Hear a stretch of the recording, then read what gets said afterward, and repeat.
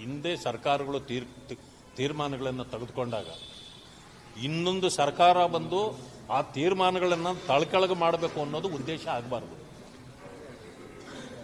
ಇದು ಇದೇ ರೀತಿ ಹೋದ್ರೆ ಸಮಾಜಕ್ಕೆ ಏನು ಉತ್ತರ ಕೊಡೋದು? ಇವತ್ತು ನೀವು ತೀರ್ಮಾನಗಳು ಅನೇಕ ತಗೊಂಡಿರ್ತೀರಿ, ಇನ್ನೊಂದು ಸರ್ಕಾರ ಬಂದು ನಿಮ್ಮ ತೀರ್ಮಾನಗಳನ್ನೆಲ್ಲ ಬುಟ್ಟಿಗೆ ಹಾಕ್ಲಿಕ್ಕಲ್ಲ ಇರೋದು. ಯಾವುದೇ ತೀರ್ಮಾನ ತಗೊಂಡ್ರೆ ಆ ತೀರ್ಮಾನವನ್ನು ಮತ್ತಷ್ಟು ಮುಂದುವರಿಸಬೇಕು. That is called development. ಇದು ರಾಜಕೀಯ ಪಕ್ಷಗಳಲ್ಲಿರಬೇಕು, ರಾಜಕೀಯ ಆಡಳಿತದಲ್ಲಿ ಇರಬಾರ್ದು. ನೋಡಿ, ರಾಯರೆಡ್ಡಿಯವರು ಮುಖ್ಯಮಂತ್ರಿಗಳ ಮುಖವಾಣಿ ಇದ್ದಾಗೆ. ಅವರು ಆರ್ಥಿಕ ತಜ್ಞರು. ಯಾಕಂತಂದ್ರೆ ಆರ್ಥಿಕ ವಿಚಾರಗಳನ್ನು ಮುಖ್ಯಮಂತ್ರಿಗೆ ಸಲಹೆಗಾರರವರು.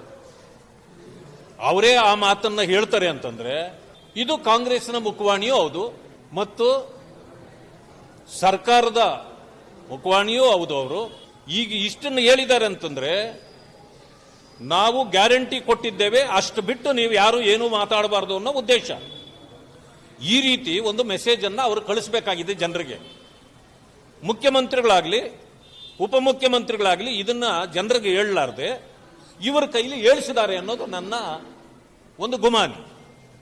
ಜೊತೆಗೆ ಅವರೇ ಹೇಳಿದ್ದಾರೆ, ನಿಮಗೆ ಗ್ಯಾರಂಟಿ ಬೇಕಾದ್ರೆ ಡೆವಲಪ್ಮೆಂಟ್ ಕೇಳಬೇಡಿ, ಡೆವಲಪ್ಮೆಂಟ್ ಬೇಕಾದ್ರೆ ಗ್ಯಾರಂಟಿಯನ್ನ ನಾವು ವಾಪಸ್ ತಗೊಳ್ತೀವಿ. ಏನ್ ಥ್ರೆಟ್ ಮಾಡ್ತಿದಾರ ಇವರು? ಯಾರಿಗೆ ಇವರು ಥ್ರೆಟ್ ಮಾಡ್ತಾ ಇರೋದು?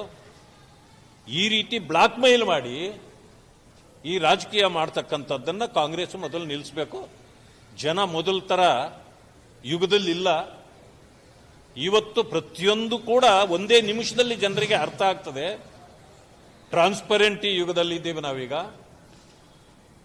ಜನರಿಗೆ ಹೆಚ್ಚು ದಿನ ನೀವು ಮೋಸ ಮಾಡಿ ಬದುಕಲಿಕ್ಕೆ ಸಾಧ್ಯ ಇಲ್ಲ. ಮೊದಲು ನೀವೇ ಹೇಳಿದ್ದೀರಿ ಹಣ ಇಲ್ಲ ಅಂತ. ಒಪ್ಕೊಳ್ಳಿ, ಹಣ ಇಲ್ಲ ನಮ್ಮ ಹತ್ರ, ಗ್ಯಾರಂಟಿ ಬಿಟ್ಟು ನಾವು ಏನೂ ಮಾಡ್ಲಿಕ್ಕೆ ಆಗೋದಿಲ್ಲ ಅಂತಾದ್ರೂ ಒಪ್ಕೊಳ್ಳಿ. ಇಲ್ಲ ಅಂತಂದ್ರೆ ಎರಡನ್ನೂ ಮಾಡಬೇಕು. ನಾವು ಅಭಿವೃದ್ಧಿ ಮಾಡೋದೇ ಇಲ್ಲ ಅಂತ ನೀವು ಯಾವತ್ತೂ ಹೇಳಿಲ್ಲ. ಗ್ಯಾರಂಟಿ ಕೊಟ್ಟಿರೋದು ನಿಮ್ಮ ಚಪಲಕ್ಕೆ, ತೆವಲಿಗೆ, ವೋಟ್ ಬ್ಯಾಂಕ್ಗೆ. ಆದರೆ ಅಭಿವೃದ್ಧಿ ಜನರಿಗೆ ಮುಖ್ಯ ಆಗಿದೆ, ಅದನ್ನು ಮಾಡಲೇಬೇಕಾಗಿದೆ. ಆಮೇಲೆ ಬರೀ ಲೂಟಿ ಮಾಡಲಿಕ್ಕಲ್ಲ ಒಂದು ಸರ್ಕಾರ ಬರಬೇಕಾಗಿರೋದು. ಇವತ್ತು ಯಾವ ವಿಚಾರದಲ್ಲೂ ಲೂಟಿ ಲೂಟಿ ಲೂಟಿ ಲೂಟಿ.